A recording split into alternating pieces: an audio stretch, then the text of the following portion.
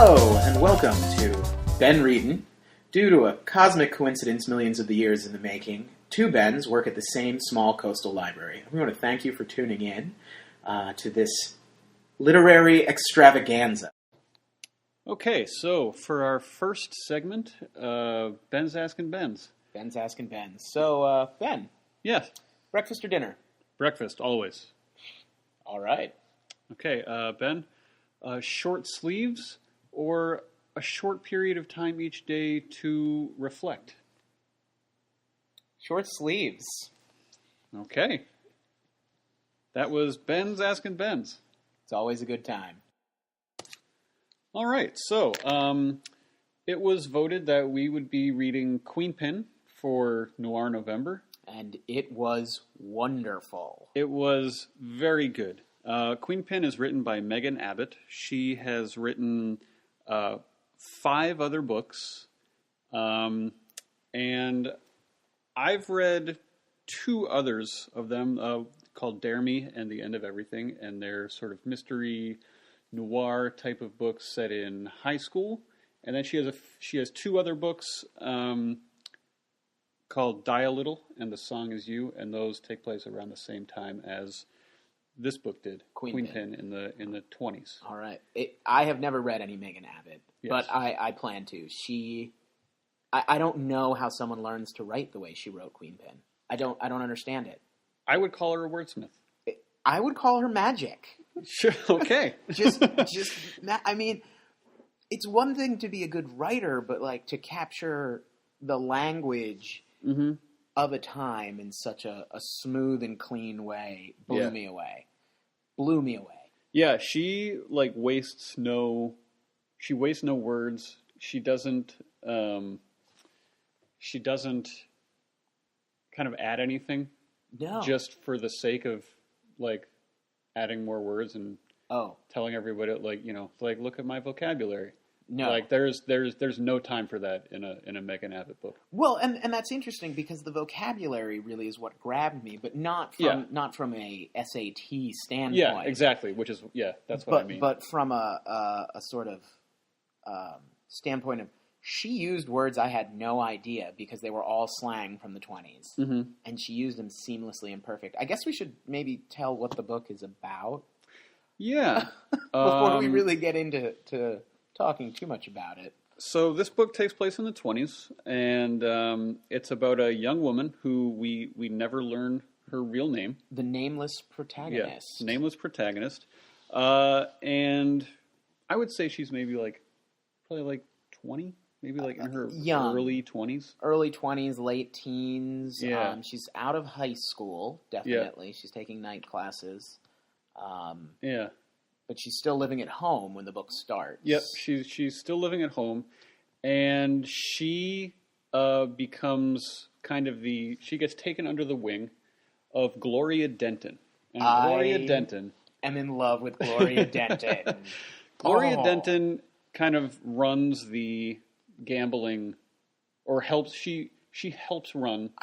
I would call her a facilitator for the mob. Yeah, she's a facilitator for the mob. So our nameless protagonist is taken under the tutelage of Gloria. Yes. And Gloria is a smooth operator.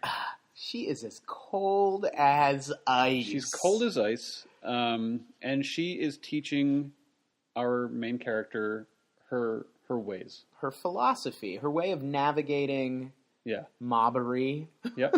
And the casinos and the grind joints of the 1920s, and how to sort of stay classy. Yeah. And so our main character starts off staying classy. She's very classy at the beginning. She's doing well, and then she meets Vic. Yeah, Vic's not so good. Vic's not good. He's a gambler. He's at a the loser. racetracks. He's a loser. He's basically. a loser. He's a smooth loser, but he's a loser. I mean, this is not like someone you'd want to hang out with. Yeah. I feel like he would sell his own mother. He probably would. He would just, maybe he did. Maybe that's how he got the money to gamble in the first place.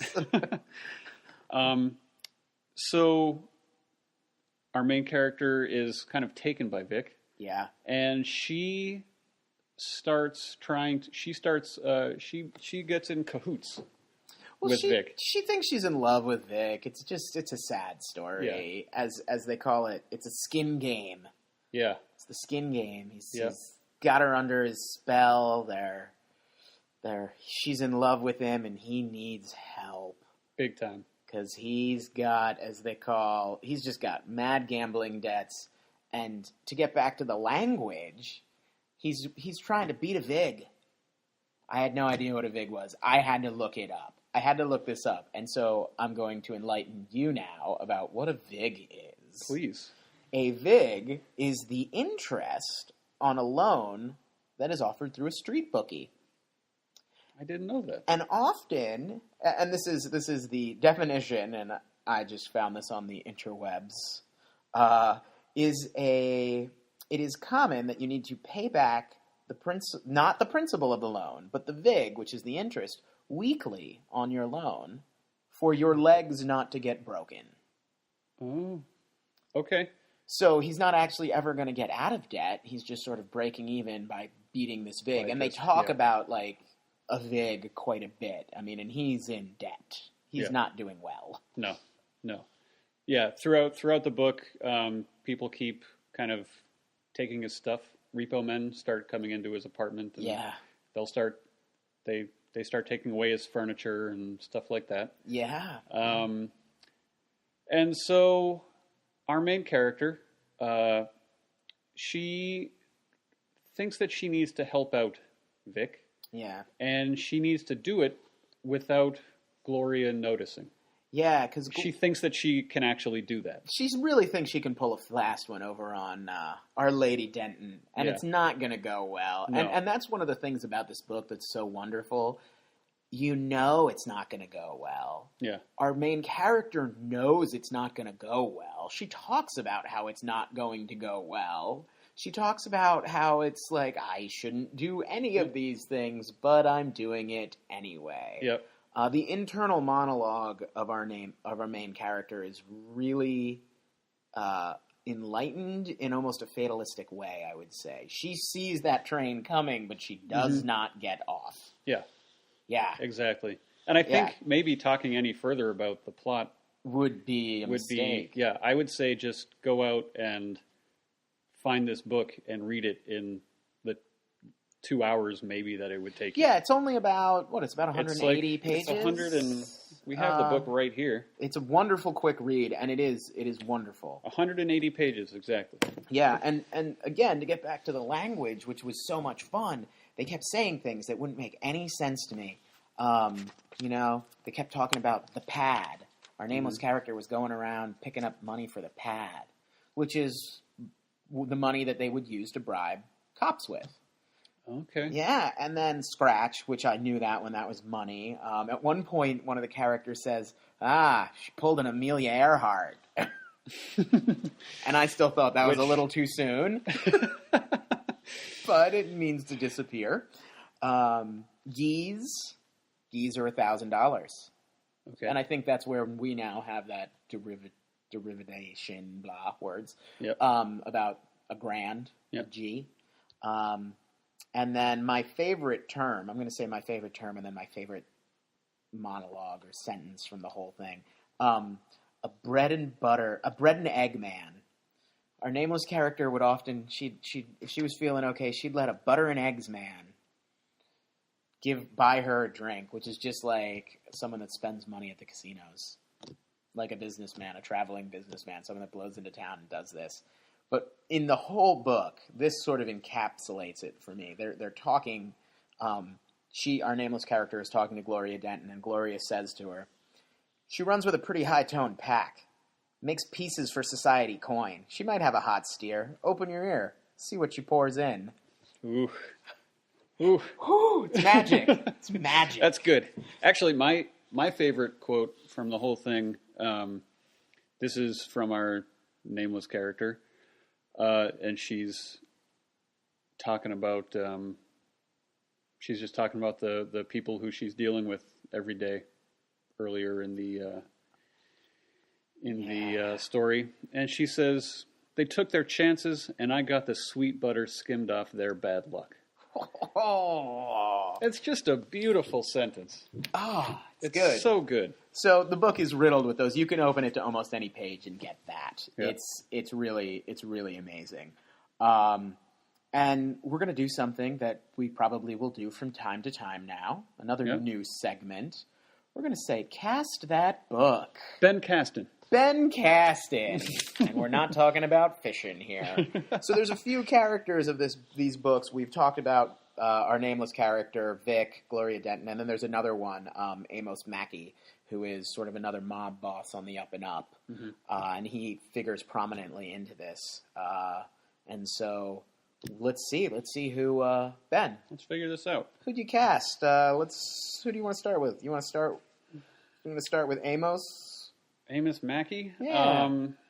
Let's see. I'm going to go with, Amos Mackey. Yeah. Holt McCallany. I don't even know who that is. He shows up. He had his own TV show for a little bit. It was called Lights Out, and it was about a boxer. Okay. And he's just sort of, he's a good actor, but he's kind of like, he's just tough. Okay. And I just think that he would be a good choice. Yeah. I'm going to go with Kevin James, comedian. The reason I've done this is because Amos Mackey's this big guy, and they keep seeing glad hands and back slaps, and he's kind of smooth, but he's big. And I think Mr. James could pull that off. Yep. I don't know. I could be totally wrong, but I don't know. So who do you want to do next? Gloria Denton. Oh, Gloria Denton. Still my beating heart. I think that Diane Lane. Diane Lane, that's a good one. Diane Lane would be a great Gloria Denton. She's just definitely got be that acceptable. Kind of old school class. She's just classy and tough and yeah. I'm gonna go with Sigourney Weaver. A great choice. Another, again for the same reasons. Yep. Classy, kind of old school, tough. Yep. Because that's what I see. Okay. Yeah. Vic?